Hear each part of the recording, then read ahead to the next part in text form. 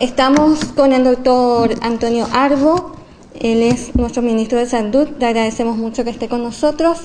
Vamos a hablar sobre el dengue que está creando muchas situaciones peligrosas en la comunidad.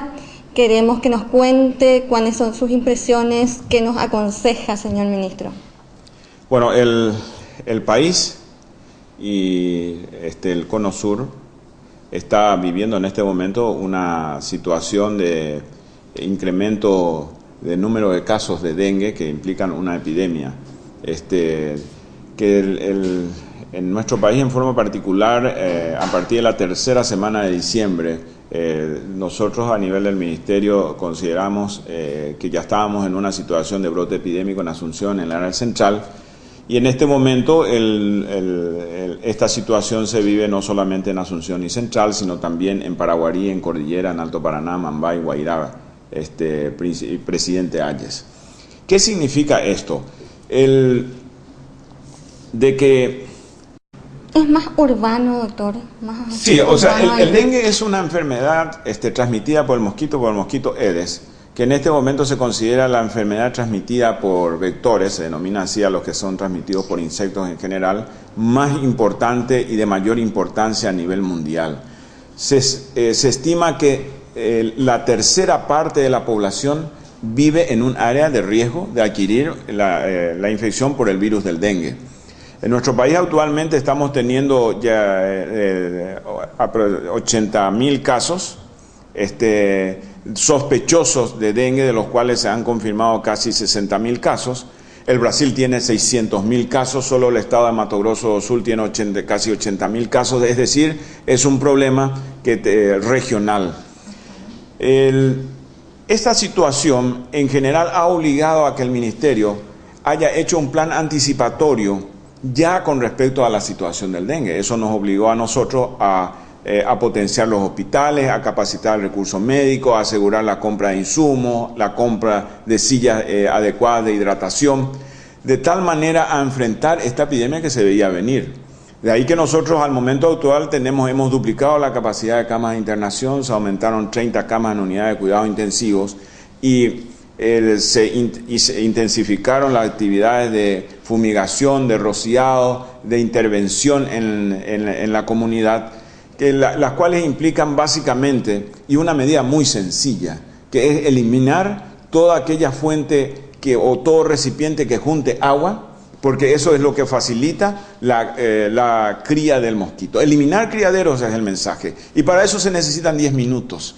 De ahí que nosotros decimos que 10 minutos es la diferencia entre la vida y la muerte. ¿Por qué? Porque si las familias invierten 10 minutos a la semana cuando no haya llovido, y si cuando llueve lo invierten 10 minutos al día siguiente, donde lo que tienen que hacer es recorrer el patio, ver la casa donde se haya juntado agua y eliminar la misma, nos estamos comprometiendo todos en la lucha contra el dengue. Y esta es una actividad de todos. Aquí es tan importante que se comprenda que es una actividad de todos, porque el mosquito vuela 100 metros. Es decir, que si uno hace su tarea de limpiar o eliminar residuos en la casa, y no lo hace el vecino, el riesgo continúa. De ahí que es una actividad donde tenemos que instar a que el vecino lo haga, a la familia que vive enfrente lo haga, toda la cuadra lo haga, todo el barrio lo haga y toda la ciudad lo haga. Igualmente también existen determinantes sociales que impactan en la cuestión del dengue. ¿Qué son los determinantes sociales? Son aquellos factores de la comunidad que significan básicamente en una estructura adecuada en salud y en saneamiento.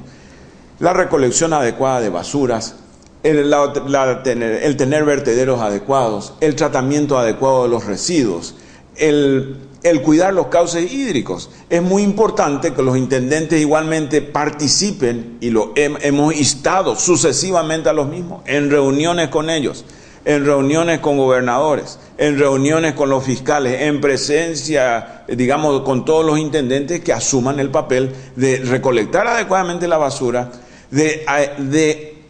digamos, asumir la responsabilidad que aquellos espacios baldíos utilizados como vertederos deben tener la responsabilidad de tenerlos libres de residuos Igualmente la limpieza de los cauces hídricos. Los cauces hídricos, ¿por qué? Porque circulan Asunción y Central. Se utilizan como vertederos. En los costados de los arroyos hay lagos de agua que facilitan la multiplicación de los mosquitos. Entonces, aunque una familia lo haga, y muchos lo están haciendo a solicitud nuestra, y ellos mismos han participado activamente en esa tarea de concienciación, si persisten estos nichos donde se van multiplicando, donde se va criando el Aedes, entonces la tarea es extraordinariamente debilitada. Entonces, debemos seguir trabajando diariamente en esto. Y esta es una tarea sostenida. Fíjense que ustedes de que el ministerio ha instalado un programa de vigilantes comunitarios en Luque, en San Lorenzo, en Fernando de la Mora, en Itagua, en Villa Elisa, en Ñemby, en Capiatá. ¿Qué hacen? Recorren las manzanas, de tal manera en las casas, diciéndoles a las familias que eliminen los criaderos. Entonces, con esa tarea que ya están incorporados desde hace aproximadamente 3 semanas, y que pensamos continuarlo por lo menos hasta en el mes de mayo, todo seguirlo, abril, seguirlo mayo, de tal manera a contribuir a que tengamos el menor número de casos de dengue. Entonces es importante esa tarea conjunta. Todos tenemos que asumir nuestro papel, todos tenemos que preguntarnos ¿qué hice yo por el dengue? Doctor, ¿y cómo evitamos que esa persona que está enferma llegue al shock? Es muy importante. Nosotros tenemos que asumir varias cosas. En primer lugar, la persona que tiene fiebre tiene que consultar. Y más aún ahora, porque que están empezando a aparecer casos de influenza, tanto el dengue como la influenza en las primeras horas pueden ser similares. Porque ambos van a producir dolor de cabeza, ambos van a producir dolor de cuerpo. Sin embargo, la forma en la cual saber de que un cuadro puede ser importante o no es a través de la consulta médica. Es importante que vayan al centro de salud. Si se trata de un caso de dengue, aquel que tiene la infección debe quedar en la casa debajo de un mosquitero. ¿Por qué eso? Porque durante 5 días el virus está en la sangre. Entonces, aun cuando esta persona con la enfermedad, con el dengue circula, lo que está haciendo es infectar más mosquitos y haciendo que la frecuencia de infección se multiplique, porque los mosquitos adquieren el virus, eso se replica dentro del virus y al cabo de 8 días ese mosquito va infectando a otras personas. Pero también es importante que todos sepan de que el dengue puede ser algo leve, que tiene su curso de 5 a 7 días, la persona que se ha enfermado prácticamente ya recupera, en ese caso se recupera de su cuadro y empieza su convalecencia. Sin embargo, en algunos se puede complicar gravemente, incluso puede causar la muerte. Nosotros estamos teniendo que 1 de cada 1.500 casos tiene chance de morir. ¿Cómo identificar esos casos? Y esos son los casos que desafían a la salud pública. Es importante que aquella persona que tiene dengue, que tiene dolor abdominal, que tiene sangrados, por ejemplo, de nariz, sangrado de encía, o si se trata de una mujer que tiene una edad media y está con su menstruación y esa menstruación es más abundante de lo que era, o si se trata de una mujer que está embarazada, o si se trata de un adulto mayor, o si se trata de alguien con diabetes, o alguien que es obeso, o alguien que consume medicamentos que bajan las defensas, o aquellos que consumen anticoagulantes que hacen que la sangre, ya sea por razón cardiovascular o por otra. O por ejemplo que se trate de un niño muy pequeño o una niña muy pequeña, deben consultar inmediatamente y deben esos casos estar bajo observación y en un hospital. No estamos diciendo que deben estar con un suero específicamente, pero si no toman líquidos, o aquella persona que está vomitando, o que aquella persona que estaba acostada en forma tranquila y se incorporó y se desvaneció, es una señal de que está necesitando líquidos y entonces tiene que ir a hospitalizarse.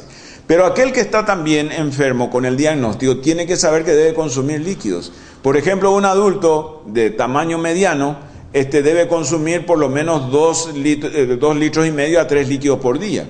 Y es importantemente, debe consumir incluso a la madrugada. Entonces la familia tiene que despertarle al enfermo y darle líquido cada 3 horas, incluyendo la noche, y es un aspecto muy importante.